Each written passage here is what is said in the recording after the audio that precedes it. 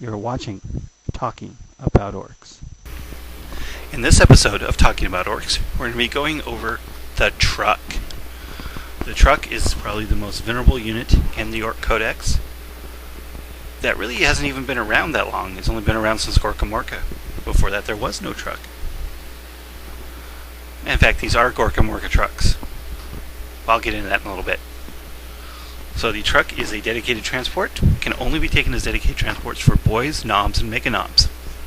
Unfortunately, it would be nice if more units could take them as dedicated transports, but that's neither here nor there. Trucks are cheap. They're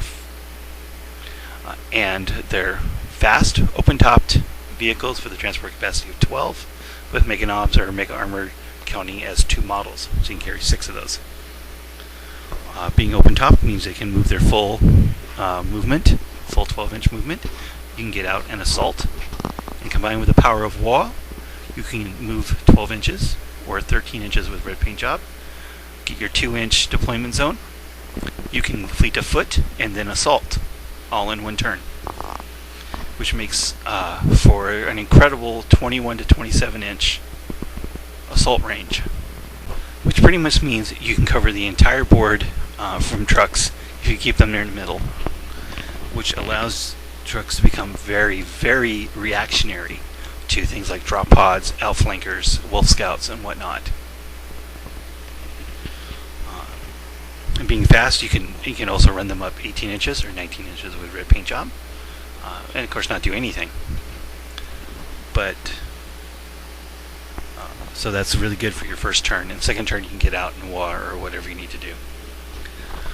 Trucks come with a big shooter, so they can move their 12 inches and still fire their 3 strength 5 shots. And they have a myriad of upgrades you can take for them.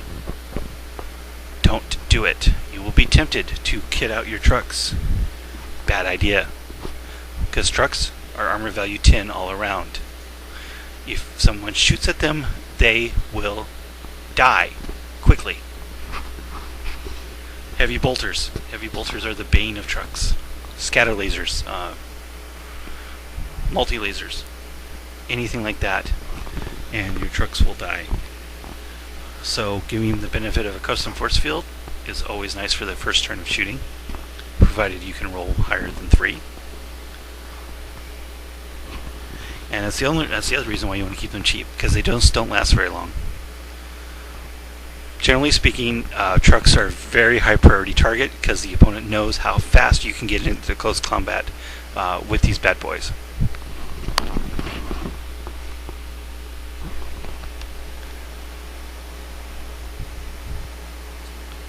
Because of that, the only upgrade I always give my trucks is the reinforced ram, which means I don't have to worry about driving through terrain. I can just drive through whatever I want and not have a whole lot less worry about immobilizing myself. Frequently, I used to take the red paint job, but now I don't bother. I save the 5 points. I'd rather take an orc someplace else than the red paint job on the trucks. But there's so many more other options. Wrecking balls, rocket launcher upgrade.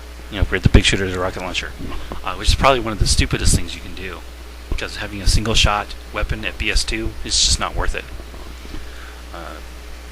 Another upgrade, which I definitely don't think is worth it, is armor plates. Generally speaking, I can count on one hand the time I've had a truck stunned, because again, if somebody shoots at it, it's going to blow up.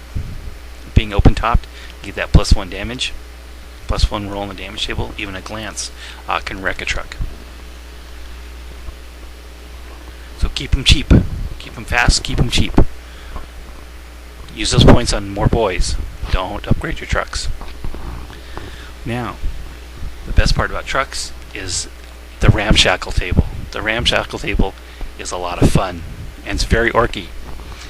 When a truck is destroyed or explodes, you do not use the normal rulebook results. You use the ramshackle table. There are 3 possible outcomes. One is basically a normal explode result. The second is a careen, followed by a normal explode result. The careen means that you roll scatter dice in 3d6, and the truck flies through the air basically the distance and the direction rolled with the dice. If you roll a hit, then you get to choose which direction it goes. And more often, of course, you'll probably go straight towards the enemy. And on the last result, which is probably the best one, is nothing happens to the passengers. They just get out of the truck. The truck's removed, and the passengers just get out. No damage done to them or anyone else. So basically, you have a 1/3 chance of the destroyed truck not doing anything to the passengers, which is a lot better than any other transport in the game. And even at that, being open-topped, they're still going to only be taking strength 3 hits from an exploded truck instead of the strength 4 normal hits from a closed-top transport. So trucks have a lot going for them. They're fast, they're cheap, you can assault out of them. They have a high survivability, even higher than the average transport in 5th edition. There's basically nothing bad about trucks, except, of course, they are cheap kill points for a kill point mission, especially if you run a lot of them. And, of course, they're not tanks, but if you take that reinforced ram upgrade, they can still tank shock, which means that once they divulge their torrent of orc boys, or knobs, they can go around and start tank shocking enemy units. I mean, if you're playing a high leadership army, you might not do anything, but at least you're doing something with this truck.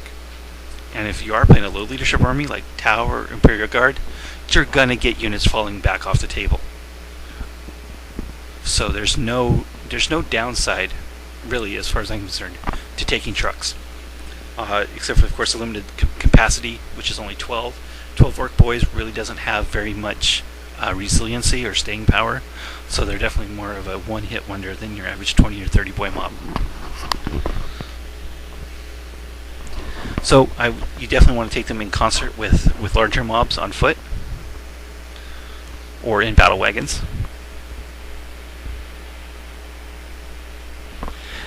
And another trick that I've been using quite frequently is holding my standard truck boys, because I'll usually take my Ard boys in a truck, as I explained in my introductory video, and I'll also take a normal unit of truck boys, and I'll hold the normal unit of truck boys in reserve.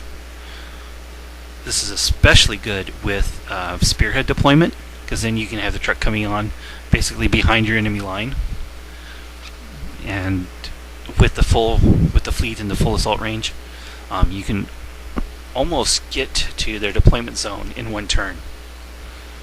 So definitely consider keeping those trucks in reserve for even that late game objective grab, or for that spearhead suddenly just show up behind the line where you weren't expecting them.